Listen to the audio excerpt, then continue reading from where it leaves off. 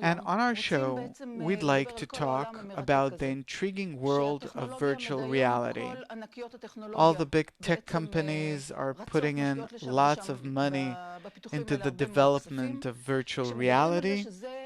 The word is that this is the next big thing, meaning our life is probably going to look more and more virtual.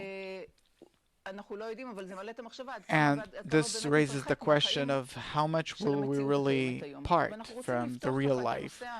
And we'd like to open our show with the question of why is the usage of virtual reality becoming so popular, specifically today?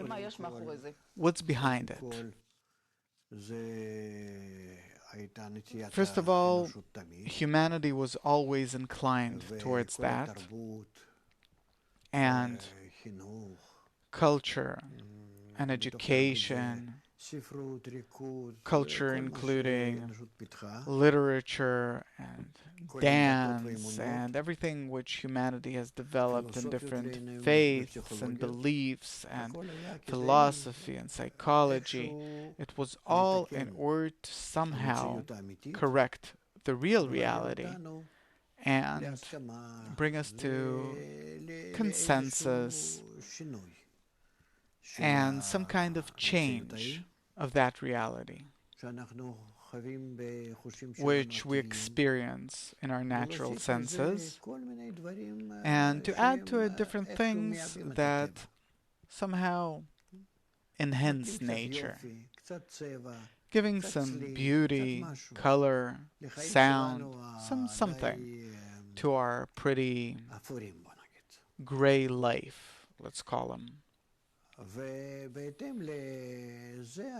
And correspondingly, humanity was always drawn to embellishing, beautifying our life at home, inside our house, outside our house, our family, what we wear, different holidays, festivals.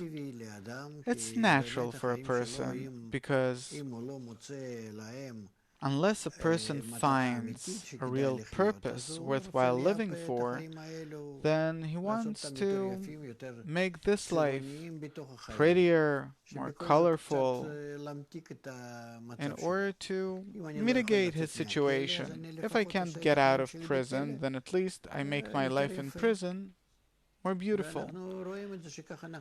And we see that this is what we do, and especially we succeeded in doing it in family life in the past. Today, we simply get divorced.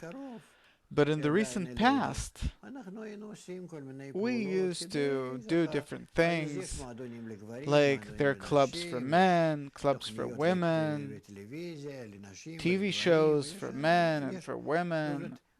Meaning, we're looking for ways as to how to suffer less in life. We need all these things on condition that we don't know what are we living for. Once the question about the meaning of life, the purpose of life, what are we living for, starts really demanding a solution, then we can no longer be satisfied by all these covers, wrappings that we add to our life. Then nothing helps. People fall into despair. The world is in a general depression, needing drugs, disconnection from reality. Because disconnection from reality, the desire to disconnect from reality a bit, everyone has that. Because reality without mitigation causes lots of stress, despair, edginess, terror. And therefore we have no choice. We need these games. We want to be like kids who have what to fill their time with, and they really see it as an entire, full, happy life, and we want to be the same. Therefore, what do we do on vacation? We come closer to childhood. We laugh, have a good time, walk around, take a stroll on the beach, we go to the zoo, we do different things. This is actually the best, most convenient time for us. If we could do it daily, then maybe it would have been good, even though that I'm not sure that we could keep at it for a long time. So therefore, we have these different games brought to us by the 3D technologies and other technologies, and we can really find ourselves there.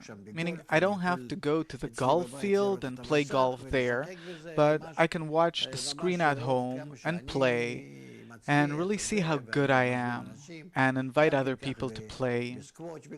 And with squash and other such games, I can even position myself in a soccer field or a basketball court, and I'll also be a player among World League players, and we'll play together.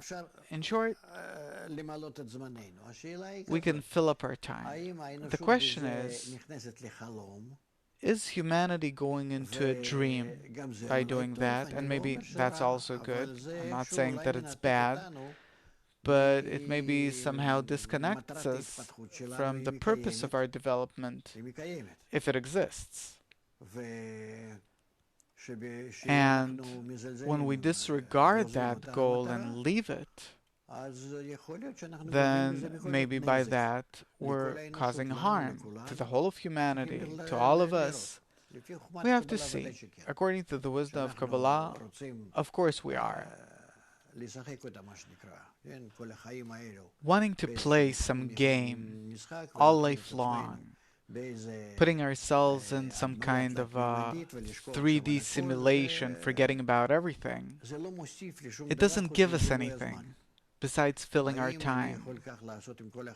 Can I do that all life long? We can do that with a person. We can give him a game that he'll play his whole life. He'll be in that game until his body dies. Or if so, what do we need to live in our body to begin with? The question is this an escape and really a game that we're developing because someone's making money and someone else is wasting his time and losing his life? I'm not talking about the proper utilization of all these technologies, which is to plan buildings, entire cities, different things, to fill seats in an airplane. There are many things.